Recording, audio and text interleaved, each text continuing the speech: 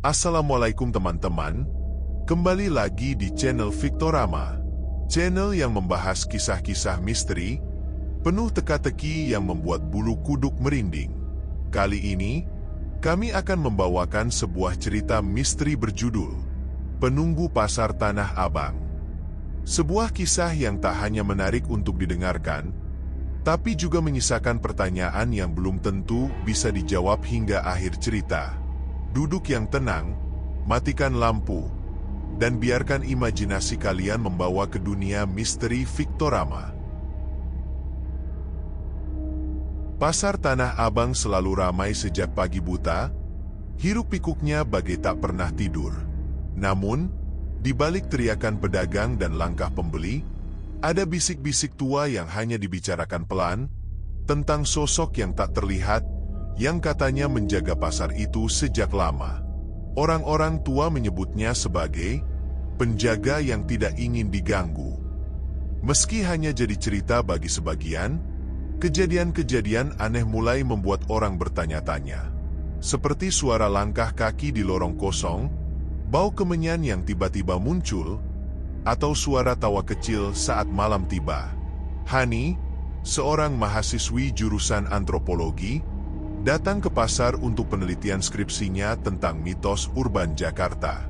Ia tertarik pada cerita mistis seputar pasar legendaris itu. Ia mulai wawancara dengan pedagang tua yang dikenal pendiam. Salah satunya, Pak Dirman, pemilik toko kain sejak tahun 1970-an. Awalnya ia enggan bercerita, namun setelah Hani menunjukkan ketertarikannya secara tulus, lelaki tua itu mulai membuka suara. Kamu tahu kenapa kios di Blok C nggak pernah bisa ditempati lebih dari seminggu? Katanya lirih. Hani menatapnya dengan rasa ingin tahu. Pak Dirman menunduk, lalu melanjutkan, sudah lebih dari 10 orang buka usaha di sana. Semua bangkrut, atau malah sakit keras. Ada yang hilang begitu saja. Tapi anehnya, tak pernah ada jejak. Ia menggenggam tasbih kecil di tangannya. Hani mencatat semua dengan hati-hati, berusaha tidak menunjukkan ketakutannya. Kalau malam Jumat, jangan lewat situ. Pernah ada tukang bersih-bersih yang dengar suara orang menangis dari balik pintu kios. Tapi waktu dicek, kosong. Lanjutnya dengan suara menurun. Semakin banyak Hani menggali, semakin sering ia mendapat kisah serupa. Bahkan dari penjaga malam yang mengaku melihat bayangan hitam melintas cepat di antara lorong. Ada pula yang menyebut sosok perempuan berambut panjang yang berdiri diam menghadap dinding. Awalnya Hani mengira semua itu hanya mitos yang dilebih-lebihkan, tapi ada satu hal yang mengganggu. Beberapa rekaman CCTV yang dilihatnya dari petugas keamanan menunjukkan pintu kios terbuka sendiri pada pukul 2.17 dini hari. Selalu pada jam yang sama. Hani memutuskan untuk merekam langsung suasana malam di area tersebut. Ia membawa kamera infrared dan merekam dari lantai 2, menghadap ke lorong Blok C. Jam menunjukkan pukul 1.45 ketika suasana mulai terasa berbeda. Angin yang sebelumnya tak terasa kini berhembus lembut, membawa aroma anyir seperti besi karat. Tidak ada orang lain di sana. Ia mendengar suara langkah kaki, pelan, teratur, mendekat. Tapi lorong itu kosong. Suara itu berhenti tepat di bawah tempatnya berdiri. Hani gemetar. Pukul 2.17, pintu kios paling ujung terbuka dengan pelan. Tidak ada angin kencang, tidak ada orang. Pintu itu seperti digerakkan oleh tangan tak kasat mata. Kamera Hani menangkap semuanya. Dari dalam, muncul sosok samar, tinggi, dengan rambut acak-acakan. Hanya berdiri di ambang pintu, diam, lalu menghilang dalam sekejap, seolah menguap ke udara. Hani berlari turun ke bawah, namun pintu kios itu sudah tertutup kembali. Ia mencoba membukanya, tapi terkunci rapat. Jantungnya berdetak kencang, tak bisa berkata apa-apa. Keesokan harinya, ia menunjukkan rekaman itu pada Pak Dirman. Wajah lelaki tua itu pucat. "Kamu sudah melihatnya?" katanya dengan nada prihatin. Itu penjaga lama. Ia bukan hantu biasa. Ia bagian dari pasar ini. Dulu, sebelum pasar ini jadi modern, ada pengorbanan. Hani menatapnya dengan kaget. Pak Dirman menghela napas panjang. Tahun 1953, ada ritual pemanggilan makhluk penjaga agar pasar aman dari perampok dan kebakaran. Tapi mereka tidak pernah mengusirnya kembali. Ia tetap di sini, menjaga dengan caranya sendiri. Cerita itu membuat Hani resah. Ia mulai sering bermimpi tentang lorong gelap, tentang sosok wanita yang menangis sambil memanggil namanya.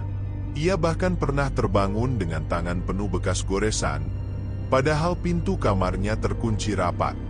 Ia memutuskan untuk menemui seorang spiritualis bernama Bu Sarti, yang dikenal sebagai dukun sepuh dari daerah Cikini.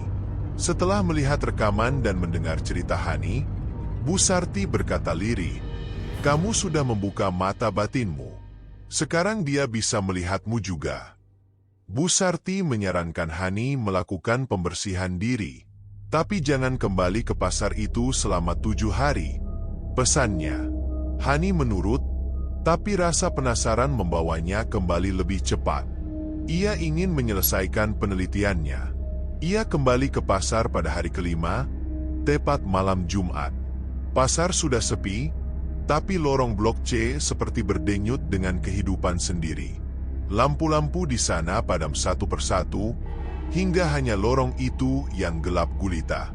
Hani menyalakan senter dan melangkah masuk, melawan rasa takut. Langkahnya terhenti ketika suara tangisan terdengar jelas dari balik kios yang pernah terbuka. Ia mencoba menenangkan diri, lalu mengucapkan doa dalam hati. Tangisan itu berubah menjadi tawa kecil, menyeramkan. Senter di tangannya berkedip, lalu mati total. Dalam kegelapan, ia merasakan ada sesuatu berjalan mendekatinya, pelan tapi pasti. Lalu terdengar suara berbisik di telinganya, "Kenapa kamu kembali?" Suara itu dingin, seperti dari mulut yang tak bernyawa. Hani berteriak, lalu semuanya gelap. Hani terbangun di ruang keamanan pasar, dengan wajah pucat dan tubuh menggigil. Petugas jaga malam menemukannya tergeletak tak sadarkan diri di lantai lorong Blok C. Tak ada tanda kekerasan, hanya senter yang remuk dan kamera yang tak lagi berfungsi. Tapi anehnya, di layar monitor CCTV, tepat pukul 2.17, lorong itu tertutup kabut tebal. Semua kamera mendadak statis selama 3 menit. Petugas hanya berkata singkat, "Kamu beruntung masih hidup." Hani tak menjawab, hanya menatap kosong. Masih mendengar bisikan itu di telinganya. Setelah kejadian itu, Hani memutuskan berhenti menulis skripsinya. Ia merasa tak lagi berhak mengungkit kisah lama yang seharusnya tetap terkubur. Namun malam-malamnya tak pernah sama. Ia sering terbangun tepat pukul 2.17 dan mendengar suara ketukan di jendela kamarnya. Saat dibuka, tak ada siapapun. Di cermin, kadang ia melihat sosok rambut panjang berdiri di belakangnya, hanya muncul sekejap. Ibunya menyuruhnya kembali ke Bu Sarti. Namun sang dukun berkata, "Kamu sudah dilihatnya. Sekarang hanya waktu yang bisa menjauhkan." Tanah Abang tetap ramai seperti biasa, tapi cerita tentang Blok C kembali menyebar. Ada pedagang baru yang mengaku melihat bayangan tinggi berdiri di antara rak-raknya saat sore menjelang maghrib. Ada pula pengunjung yang pingsan tiba-tiba saat melintas. Tapi pengelola pasar menutup-nutupi semua kejadian, mengatakan itu hanya kebetulan atau akibat kelelahan. Hani diam, menyimpan semuanya dalam-dalam. Tapi rasa bersalahnya terus mengganggu. Ia merasa telah membangunkan sesuatu yang telah lama tertidur, dan kini bangkit mencari perhatian. Pada suatu malam, ia memutuskan untuk menulis semua pengalamannya. Bukan sebagai skripsi, tapi sebagai catatan pribadi, seolah ingin meminta maaf lewat tulisan. Di lembar terakhir, Ia menuliskan, "Aku tidak berniat mengusik. Aku hanya ingin tahu, dan sekarang aku tahu, bahwa tidak semua hal harus dibuktikan." Setelah itu, ia membakar catatan itu di bawah sinar bulan, berharap kehadiran yang mengikutinya perlahan akan pergi. Tapi malam itu, untuk pertama kalinya, ia bermimpi berada di tengah lorong blok C yang menyala merah. Dalam mimpi itu, ia berjalan di atas lantai pasar yang berubah seperti tanah kuburan. Setiap langkahnya menghasilkan suara gemeretak, seakan menginjak tulang. Dari kejauhan, terdengar nyanyian Jawa kuno yang dilakukan dengan nada sendu. Sosok wanita bergaun putih berdiri di ujung lorong, dengan rambut menutupi wajah. Hani mencoba berbalik, namun tubuhnya tak bisa bergerak. Sosok itu mendekat, tangan kurusnya terulur. "Jangan kembali," bisiknya. Hani terbangun dengan peluh dingin, napas memburu. Tapi di tangannya, ada helaian kain putih yang bukan miliknya. Hari-hari berikutnya, Hani mulai belajar menerima. Ia tak pernah lagi menjejakkan kaki ke pasar Tanah Abang. Tapi matanya selalu waspada setiap melihat lorong-lorong gelap. Ia menjadi sensitif terhadap suara kecil dan aroma kemenyan. Setiap kali pukul 2.17 tiba, ia menyalakan lampu, membaca doa, dan menunggu hingga waktu lewat. Sesekali ia masih bermimpi tentang pasar, tapi tidak semenakutkan dulu. Seolah sang penjaga mulai meredakan amarahnya, namun tak benar-benar pergi. Hani tahu, penjaga itu akan selalu ada di sana. 10 tahun berlalu. Hani kini menjadi penulis cerita mistis dengan nama samaran. Salah satu kisahnya yang paling terkenal adalah tentang pasar tua di jantung Jakarta. Para pembacanya mengira itu fiksi, tapi hanya Hani yang tahu kebenarannya. Ia sesekali menerima surat dari pembaca yang mengaku mengalami hal serupa di pasar tersebut. Ia hanya membalas dengan satu kalimat, "Jangan cari dia, biarkan dia menjaga." Di lemari pribadinya, ia masih menyimpan rekaman lama, meskipun tak pernah ditonton kembali. Pasar Tanah Abang terus berubah, direnovasi dan diperluas. Tapi Blok C tetap dibiarkan kosong. Tidak pernah diumumkan alasannya. Para pedagang hanya saling mengangguk jika ada yang bertanya, dan buru-buru mengganti topik. Penjaga malam yang baru selalu diganti setiap bulan. Mereka jarang bertahan lama. Entah karena lelah, atau karena sesuatu yang mereka lihat saat berjaga. Tapi semua laporan keamanan selalu mencatat hal yang sama. Lampu padam mendadak. Suara langkah kaki tanpa wujud. Aktivitas tidak terjelaskan pukul 2.17. Pada malam tertentu, jika kamu berdiri diam di lorong itu saat pasar sepi, kamu bisa mendengar suara gesekan kain. Kadang terdengar isakan. Kadang seperti seseorang yang berbisik dalam bahasa yang tak kamu mengerti. Beberapa pedagang lama menaruh sesajen kecil di sudut pasar, tanpa bicara banyak. Mereka tahu, pasar ini punya jiwanya sendiri. Jiwa yang pernah dipanggil, dan tak pernah dipulangkan. Penjaga yang tak bisa disingkirkan, karena ia bukan hantu biasa. Ia adalah bagian dari bangunan, dari batu, dari setiap dindingnya.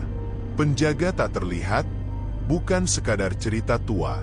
Ia adalah peringatan bahwa ada dunia lain yang berjalan bersisian dengan dunia kita. Tak terlihat, tapi nyata. Hani, dengan segala keberanian dan ketakutannya, telah membuka tabir itu. Kini, cerita itu bergulir, diam-diam, dari satu orang ke orang lain. Kamu yang membaca ini, mungkin akan bermimpi malam ini. Mungkin akan terbangun pukul 2.17 dan mendengar suara di balik pintu. Jika itu terjadi, jangan buka pintu. Biarkan dia di sana. Dia hanya menjaga, tapi jangan pernah memanggil namanya.